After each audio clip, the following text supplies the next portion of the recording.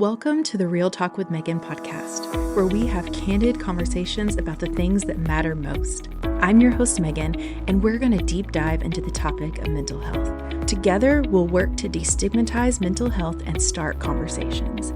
So sit back, grab a cup of coffee, and get ready for a real and raw conversation about mental health on the Real Talk with Megan podcast. Welcome. I'm so excited today.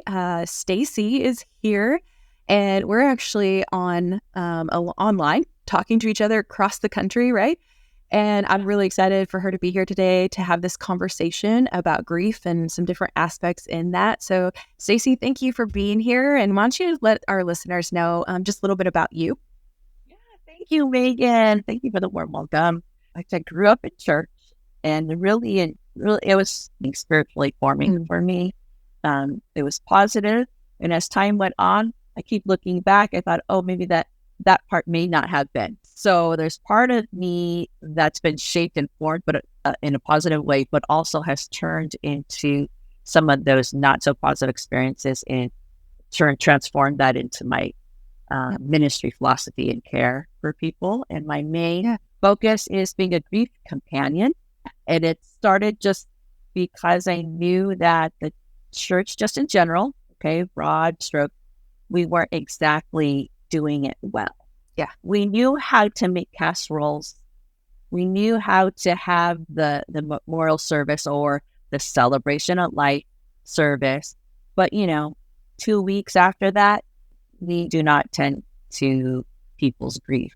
That was disturbing to me. Like, what happens to people after that? Yeah. We don't just drop people. That's part of my history. And then now really focusing on offering grief care as a grief companion online. So through video chats, through social media platforms, people's just reaching out to me, which seems like random. Some people, it feels like it can like, oh, I didn't know they were grieving or what they're going through. And it varies. It could be someone who really wants to be present in a loved one's grief. So maybe not their own personal grief, but they're watching a friend suffer.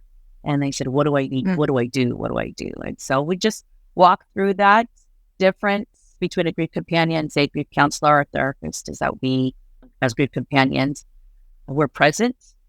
We're not diagnosing and we're not treating. There's no treatment plan, but more of a care plan.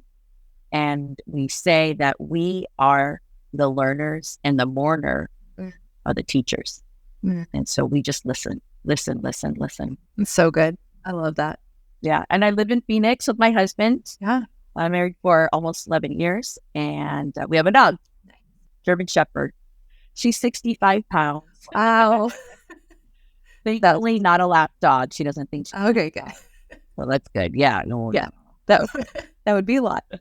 No, that's awesome. I'm so excited. We've talked about this for a little while. We've known each other. Man, I don't even know how long now. It's been over a year, 2 years. It has to be. Yeah, something like that. We got connected. Yeah, that's right. We were. I was like, we talked at some point before that, I think. But yeah, we were on a podcast together, talk about mental health and all that goes along with that, which is what we're passionate about. So now we get to do this one, and we got to meet a few weeks ago in person, which was amazing. It was so cool. Yes, in person. It's so cool when you get to meet people that you've met online or through different ministry connections and stuff like that, which is really cool. And it was really like a long lost friend that we've just sat and talked for hours. And I was like, oh, I should get back to my family. I know. And I said, oh, I got to get up in the morning and teach. And I remember telling Pax, my husband, that I said, it felt like a friend that I just haven't talked to, or we've been talking back and forth. We just haven't seen each other in a while. Yeah. So it was awesome. So I'm excited to have this conversation today and all your wealth of knowledge to share with our listeners as well, who might be going through some of these experiences. And so really, let's start with the first question, right? Is what is grief? Like, is it just the loss of a loved one? Yeah. Because I think that's what we think of is the loss of a loved one. But It has many different types, right?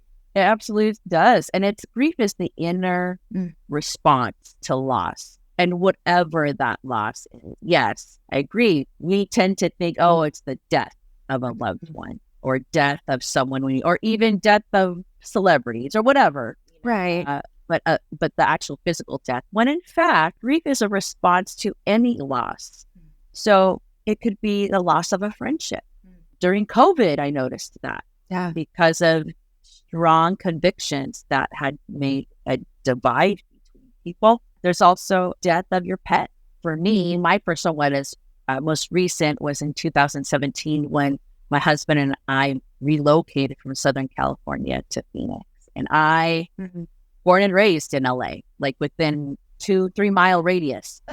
I lived in 2 houses.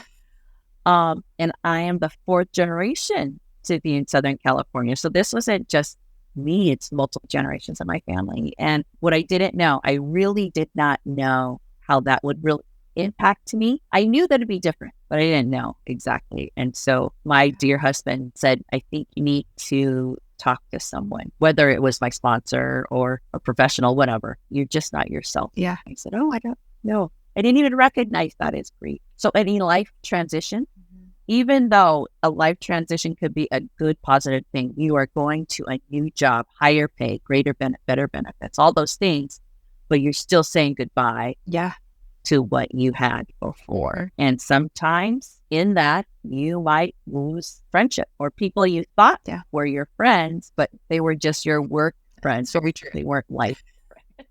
Yeah. So it varies. All kinds of different losses in your life, twists and turns of life. Yeah. And it's crazy because we kind of always, I feel like, clump grief just into, like, you said it before, like just those few weeks of after losing someone. And that's our grief. And then we just have to suck it up, move on because life keeps moving. But that's not really the end of it. No. Grief is a very human experience and we all deal with it in death. But like you said, there's so many other things that happen in our life that we experience it through as well. And if we don't process through it or acknowledge it or walk through that with someone like you or a counselor, that can really hinder us from like having a full life or keep us from wanting to do certain things. I talk about this all the time, like talking about it is so important, but having like a support system in times of the like things like this is so important. And so what would you tell someone who maybe doesn't have a support system? Yeah, I really encourage people to talk about it. But if you don't have someone that you trust right now, just write it out and talk to God about it. Yeah. That is always, and not all clients and I hate using that word, by the way, clients, but people I serve, they may not be as deeply connected with God to have that, but God's listening, regardless if you believe in Him or not really. Yeah. It is literally just write it down and share it with God. Yeah, I think through like all these phrases that we say, like we just put our foot in our mouth, right? When we say, when people are struggling with grief, it's like, oh, everything happens for a reason, or time heals all wounds. And I'm like, those are not fully true. No. Like, and that's not super comforting. Right. No. It's more than just those phrases. What I tell people, I encourage people to say, look, if you want to say something, but you're afraid to say the wrong thing, just say, I'm here. Yes. And that's how I serve people in the digital space. Someone posts something about their loved one that's died, and I'll just reach out through the direct message, say, hey, just saw your post. Whatever you're facing, whatever you're feeling, I'm here for you. That's all. And I'll even say, I don't have much to say, but this is the little I have to offer. Yeah. And that's it. The culture around us has a way of just like not wanting to sit in those emotions. Like, it's not that we want to sit there forever, but we need to acknowledge that those emotions are real and valid. Like, we have those emotions. Yes. Because I always see it, like if somebody's really struggling or they're dealing with grief and they're crying and somebody's just trying to like make them laugh or like stop them from crying. And I'm like, oh, just let them cry. Yes. We need to cry out because that's so healing. And our culture wants to tell us, no, don't cry because like you've got things to do or it's weak, which I hate that. I think what you were saying too, like if we just can sit with people in that, cry with them, be there for them. And even some people who deal with those emotions that don't cry, like something's not wrong with you because you don't. And so we have all these thoughts that come in our mind of like, well, this is wrong because I'm not doing it this way. And there's no perfect way. There's no right way to handle grief. There's ways to manage it, but it's not like a cookie cutter. It's not like, oh, yep, here's how you do it. And even I think I find it funny because I've done a lot of studying in it now because I'm like the stages of grief. I think we talked about this when we met in person a little bit. It's like, yeah, there's stages of grief, but I don't even know if that's the right terminology because they all kind of like circle around each other and you have waves and you come in and out. You want to talk about that just a little bit? Crisscross. So Elizabeth Kubler-Ross is the one that wrote the book that talks about the stages of grief. Initially, though, that book was for people who are dying. So it's not for the mourner, but it's for the person who is dying. And so it'd be more for hospice. Yeah, that changes a lot of things. It sure does. And then it kind of morphed into, these are stages of grief for the person who's experiencing grief because of death of their loved one instead of the person dying. And she has said, Elizabeth Kubler-Ross has said, I wish I never came up with that. It's so distorted and twisted, and it is not linear. People might hear that say grief is not linear. It is twists and turns and ups and downs, roller coaster, all of those things. And so because of that, there's just a misunderstanding. And then we get stuck. Some of us get stuck in, well, I'm in this stage, but I feel this though. But sometimes I'm in denial. It's just all the way around. And so we always say in Grief Companion work, there aren't stages. It's just movement. It's just movement and movement forward. Yeah. Sometimes people will ask me, is it weird that this happened? No, it's not. It's not. And then they'll say, grief is just weird. I've heard that many times now. Grief is weird. And I believe it too. For myself, I see that too. It's very weird. People find comfort in just saying, you're right. Yeah, it is weird.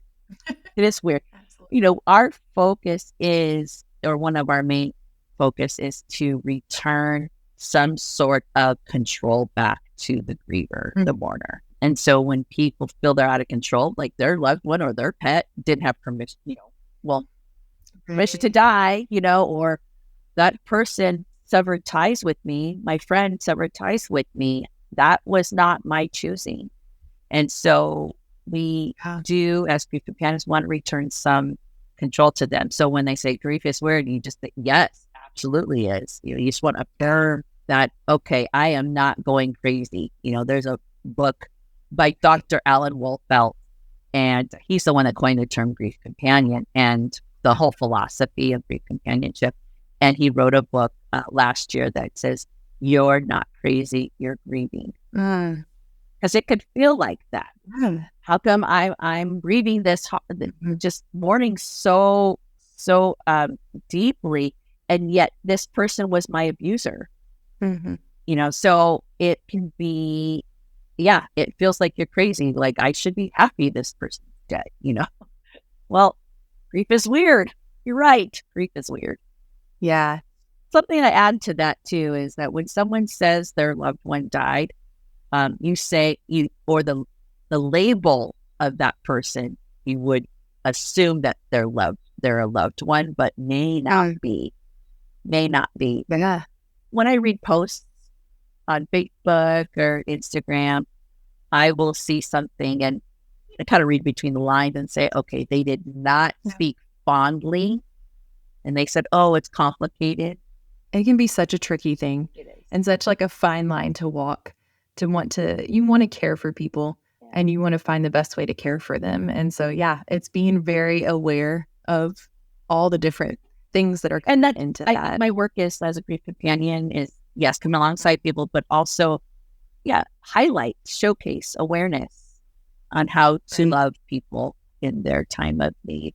I think of people who have kind of, I'm going to use this term, even though it's probably not accurate, of like come on the other side of grief, where they feel like they've hit this like full healing where it doesn't affect them as much. But we have these unexpected, I'm going to use the word triggers, that kind of set off. Because it's like you've been so many years, maybe you lost a parent and you went through so many years and you're like, yes, I mean, I'm so sad that they're gone.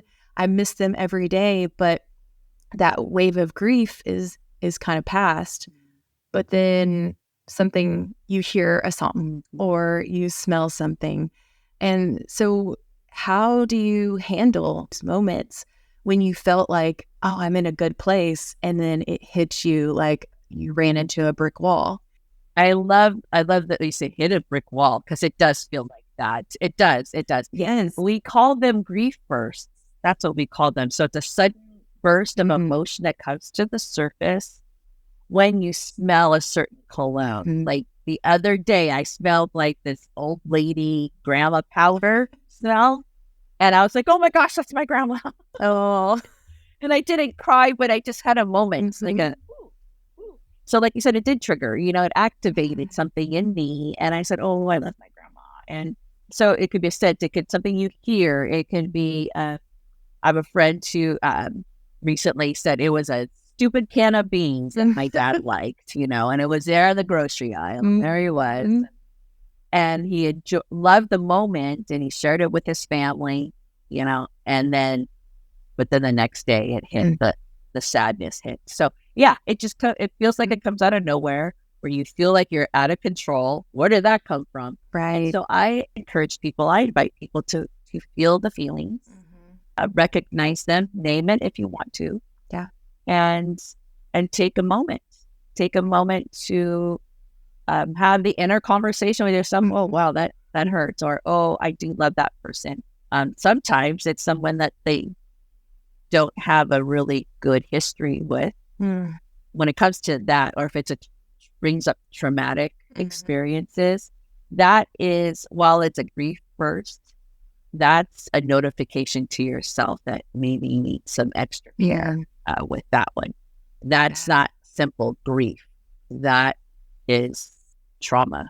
Yeah. I mean, that honestly leads directly into my next question I had, is talking about coping mechanisms. What kind of things have you found helpful, like either in your own grief or as you're walking through with other people? And even what can you caution against? Like what things not work? Yeah. First one, don't press it down. Don't press it down. That's the first one. Absolutely. Don't try to ignore it. Do not try to ignore it. And as you know, too, as a mental health coach, we encourage people to talk about it and to express it. One thing that Dr. Waltbelt made it clear is that grief is the inner thoughts and feelings, and mourning is the outward expression of it. So when people say, I didn't get to grieve, I'm like, well, and I don't, depending on the person is, right, I will say, well, actually, you've been grieving this whole time. It's just you've not felt like you've been able to outwardly express it through mourning.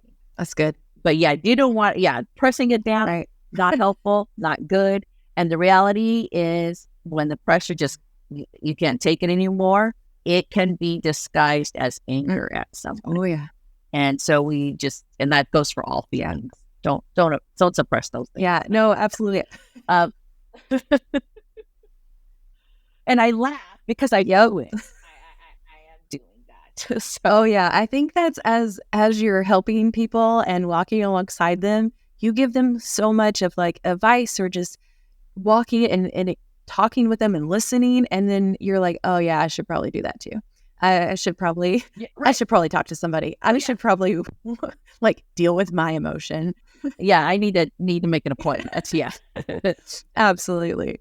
Yeah. Oh man, for sure. So that is the first thing. Don't do your best to not suppress your grief and sadness. Embrace it for what it is, and your response to the loss of whatever or transition they're facing.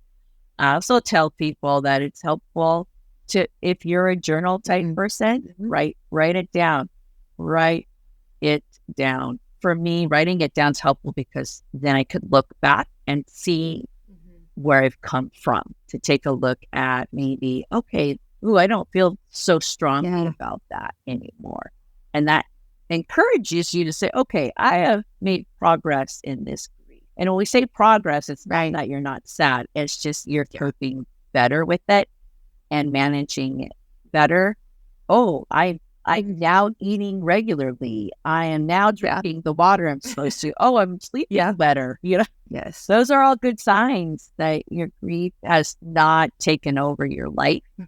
But coping mechanisms is also invite people, safe people into your circle. There'll be people who you might even be surprised that there's people in your life you thought that would be there for you, but they just can't.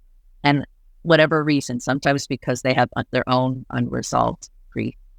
And sometimes they're fixers, so they want to tell you what to do. And so, you got to manage. And the sad part is you're grieving, but you have to personally take the initiative and say, what phone calls, what text messages respond to, what phone calls to take. Because those are boundaries to establish and enforce. You don't want fixers. Well, I literally am reading a book called Untangling Your Emotions, and it's incredible. But she makes a quote in there, and it has stuck with me since I read it, is the whole feelings aren't meant to be quote unquote fixed. They're meant to be felt. And I'm like, I got to feel my feelings. Because and I just talked about this with somebody else earlier, is our emotions, all of them, that God created all our emotions to work together. Having sadness isn't a bad thing, because if we didn't have the sadness, we wouldn't have joy. There's all these pieces that God created it so wonderfully. And I don't know, it's so hard to I think fully comprehend how integral it all works together. It's the smallest thing that he created, and we don't even realize it helps us walk through some of these emotions and walk through grieving, to be able to come out and then help someone else.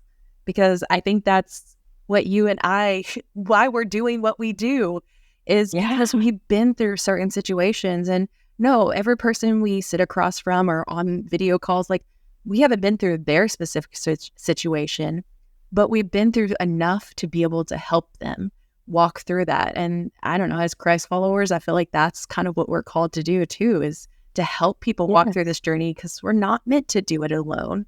We're meant to walk alongside each other. Even the Trinity, God, the Trinity, even when he was with his people in the Old Testament, fire, cloud by day, fire by night. And then Jesus became flesh, dwelt among us. He dwelt among us, lived that fully man. Pain, sorrow, suffering, all of that. And he lived among us. And then Holy Spirit, Jesus even said, no, you want me to leave because you want the Holy Spirit, and he lives within us, and he's our comforter, our advocate. All those words describe the work of Holy Spirit.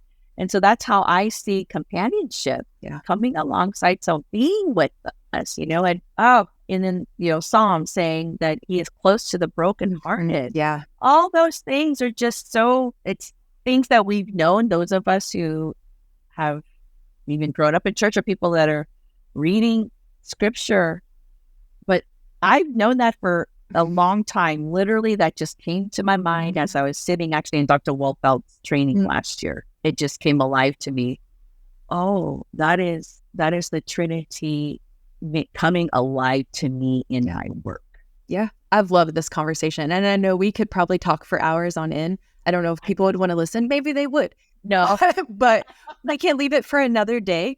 No, but I think that's such a great place to stop, is really, and this is something I say, I think every time on this podcast and every episode, is if you don't have the person to talk to, you don't have safe people around you, reach out to me, and I'll put your stuff on there as well, how people can connect with you, Stacy, so that if they have a moment they're going through and they need just an extra person, a safe person to walk beside, they can reach out to you or reach out to myself. And if you do have those safe people, reach out to them, talk to them, talk about it, because again, you cannot keep pressing it in and in because it's going to explode at the worst possible moment. And nobody wants that. Nope.